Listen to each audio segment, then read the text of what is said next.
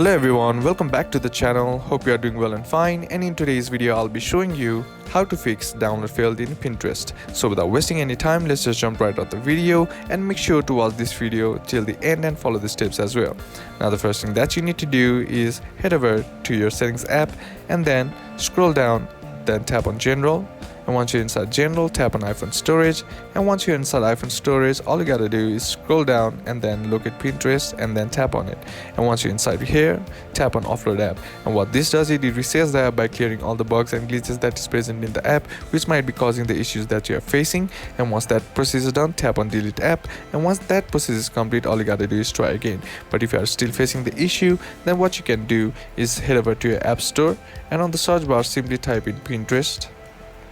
And then once the app loads, all you gotta do is tap on the app and check to see if the app needs an update or not. Sometimes the older version also might be causing the issues that you are facing, so just simply updating the app to the latest version would probably fix the issue. And that's basically how to do it. And that's it for today's video, guys. Hope this video was useful to you. Leave a like if it did, comment down below what the next video should be on, consider subbing to the channel. Thank you for watching. Bye bye.